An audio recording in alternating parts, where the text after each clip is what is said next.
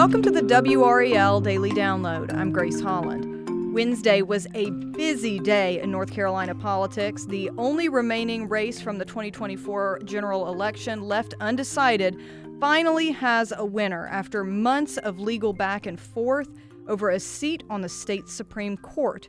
Meanwhile, future elections in our state will now be overseen by Republicans as the GOP took control of the state elections board. WRAL's Will Doran joins me to talk about the impact of both of these storylines. Will, thanks for being here. Thanks. Yeah, there's a lot going on these days in North Carolina politics. Oh, absolutely. Let's start, though, with Jefferson Griffin conceding to Allison Riggs. This was a huge case that made national headlines in the race for Supreme Court. So this case has been going on for almost 6 months at this point. For listeners who don't know that case, can you give us a quick summary up until today? Yes. So in the November elections for a seat on our state Supreme Court, it appeared at first glance and then confirmed by some recounts that Allison Riggs, who's the Democratic incumbent on the Supreme Court, won by a just very, very small margin, 734 votes out of like 5.5 million. So just a fraction of a percent. But her opponent, Republican Judge Jefferson Griffin, challenged that result. He said that tens of thousands of people voted who should not have been allowed to vote and that their ballots should be thrown out after the fact. And so that has culminated in 6 months of legal fights in state court and federal court until a federal judge ordered the State Board of Elections to certify Riggs as the winner, and then Griffin announced that he would not appeal that decision and he would accept defeat in this race. Right. And so on Wednesday morning, we get that, and it was kind of a bombshell, right? So what happened? What went into that decision from Griffin's camp after all these, there'd been decisions not in his favor before, and he had still appealed. So how did we get here? Well, we got here because the state Supreme Court, which, the court that this whole legal battle was over, heard the case and ruled in Griffin's favor last month, back in April. And they didn't accept all of his challenges, but they were going to let him go ahead with challenging several thousand ballots that were cast and potentially have those thrown out. And these were ballots that Griffin had challenged in overwhelmingly Democratic parts of the state. He had challenged overseas and military voters, saying that they should have shown ID, didn't show ID, and need to have their ballots thrown out. And the Supreme Court ruled in Griffin's favor, which really would have set him up for victory. But then Allison Riggs appealed to federal court, alleging that state Supreme Court ruling violated those voters' U.S. constitutional rights, like to due process, because in part it was such a selective targeting that Griffin did. He didn't challenge overseas voters in all 100 counties. He only targeted voters in a handful of Democratic counties. So it was pretty obvious, what he was going for there.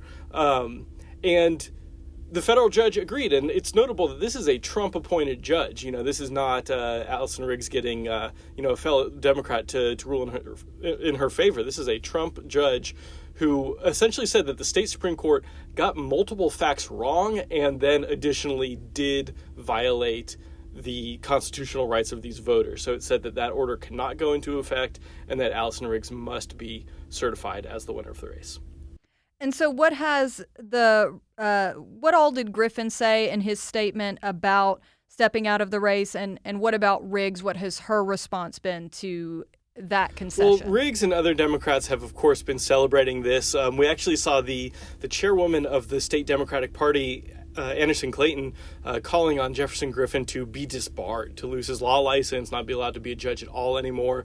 That is obviously likely not going to happen. But Democrats have been just furious at Griffin for carrying out this challenge, and they're very glad to see Riggs get this win that she earned in November by winning the election.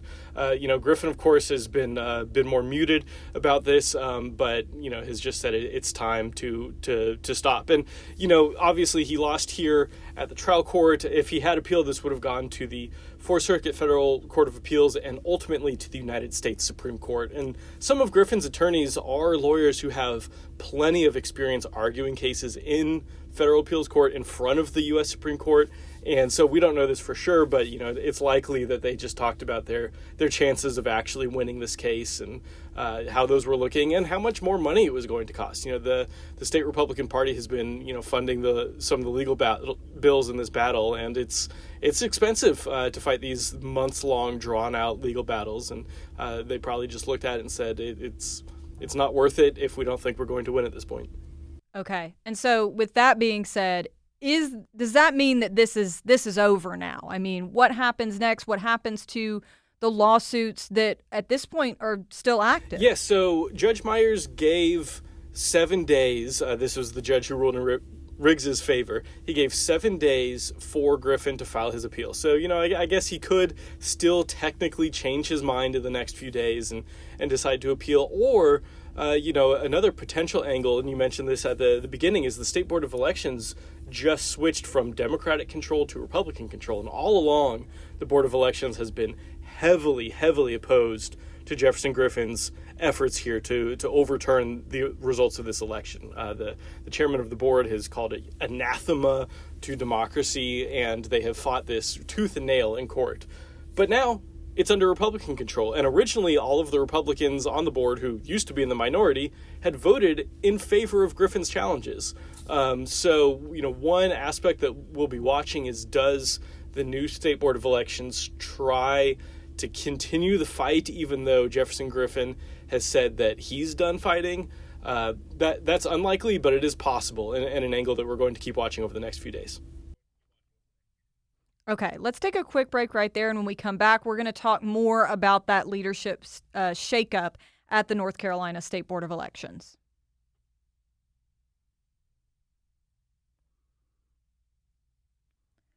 Welcome back to the WRAL Daily Download. We're talking with WRAL State Government Editor Will Doran about the new leadership at the North Carolina State Board of Elections. Will, this was the other big election news this week.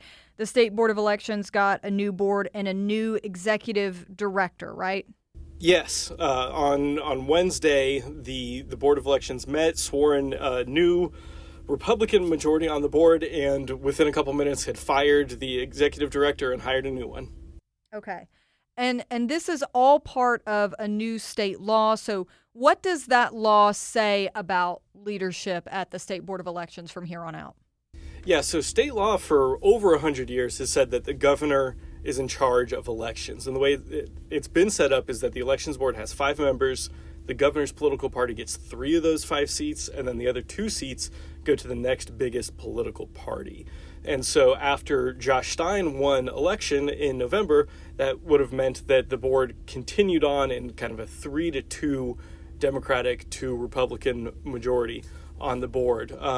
And this is something that Republicans have been trying to change for basically a decade, starting when, Roy Cooper defeated Pat McCrory in 2016. And, not only did that defeat change hands in the governor's office, it also changed political control over the elections board. And the legislature has been trying ever since 2016 to give the GOP power over elections. And those efforts have, until now, all been shot down as unconstitutional in court, or when they've been put on the ballot as a proposed constitutional amendment, have been rejected by voters. And so this is really a huge win for the Republican Party that they were finally able to get a change through and have it implemented so that the GOP can now take over control of the elections board. They have put it under the control of new state auditor Dave Bullock, who's a Republican who won election in November.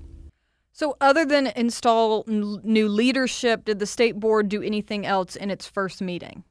It was largely a formal meeting. They elected a new chairman of the board for themselves, in addition to hiring a new executive director. Francis DeLuca is now going to be the chair of the elections board. He is a former congressional candidate, former head of the Civitas Institute, which is a Republican think tank based in Raleigh. Just really a long-time conservative activist with some ties to big GOP donors and politicians. And so he is going to be the chairman of the board, in charge of sort of the more political side of voting on issues like investigating campaign finance issues or voter fraud claims, things like that. And then as the new executive director of the board has fired Karen Brinson Bell, who was the choice of Roy Cooper to lead the board, who had continued on under Governor Josh Stein. They have fired her and replaced her with Sam Hayes, who is a name that probably a lot of people in North Carolina don't know, but he's a longtime Republican attorney. He currently works for legislative leadership at the General Assembly. He had previously run for Attorney General several years back in the Republican primary as well. So, pretty well connected figure in conservative circles as well. The Court of Appeals ruling that enabled this leadership change is being appealed by Stein right now. So where does that stand, and what happens next here? So this has been, again, something that has just bounced back and forth in court. Stein won at trial. A panel of trial court judges ruled that this effort to give Republicans and Dave Bullock control of the elections board was unconstitutional. Then, just a few days later, the Court of Appeals came in and undid that. And the judges provided zero explanation for their decision as to why they were overriding that ruling. Normally when you see a court ruling, it's dozens, if not hundreds of pages long with, legal citations, things like that. This was just 2 sentences, essentially saying that Republicans can go in and take control. Stein has now appealed that to the state Supreme Court, which, typically when something gets appealed, it gets paused to allow time for the appeals to play out. And Stein has asked for that pause to happen, but the state Supreme Court so far has not done anything with that. And the state Supreme Court, of course, also has a Republican majority. So while they continue to drag their feet, and we have to assume at this point that they are not going to probably rule on that case, the board will remain under Republican control, at least until we hear from the state Supreme Court on what to do with this case. Okay. Well, it's going to be really interesting to see what all the ramifications of this are going to be. Thank you so much, Will. That's WRAL state government reporter Will Doran. For his coverage of the Griffin case and the State Board of Elections, go to the NC Capital section of WRAL.com. I'm Grace Holland. Thank you for joining us, and thank you for listening to the WRAL Daily Download and for making us part of your morning routine. Another great way to get WRAL news is the Morning Briefing newsletter. That's a daily email with Triangle news, events, and headlines to help you get ready for the day. Sign up at WRAL.com/newsletter.